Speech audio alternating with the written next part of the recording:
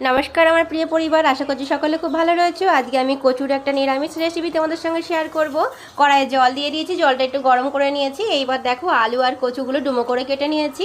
আলুর পরিমাণটা কম দিয়েছি। এবার আলু আর কচুটা আমি জলের মধ্যে দিয়ে একটু শক্ত করে সিদ্ধ করে নেব। তো দেখো একটু ঢেকে দিচ্ছি,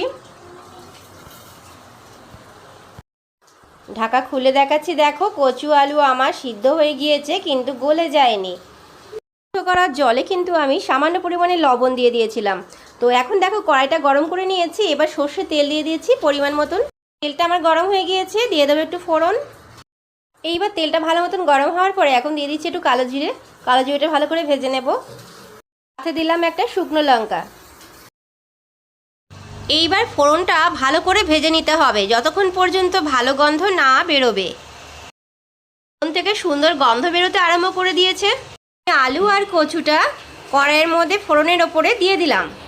ফোড়নের সাথে কচু এবং আলু ভালো করে নাড়াচাড়া করে নিয়েছি।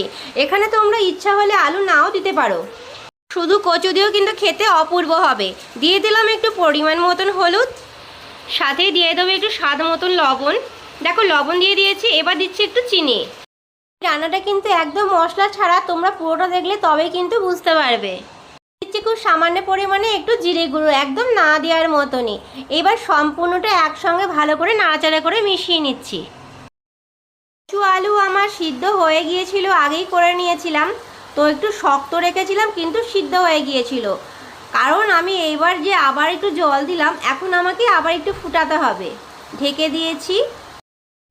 দেখো খুব সুন্দরভাবে রান্না হয়ে গিয়েছে। এখন স্বাদ মতন কাঁচা লঙ্কা কুচি দিলাম। এটা একটু বেশ ঝাল ঝাল খেতে খুব ভালো লাগে, তোমরা যেমন ঝাল খাবে দেবে। এখন আমি অনেকখানি ধনেপাতা কুচি দিয়ে দিলাম।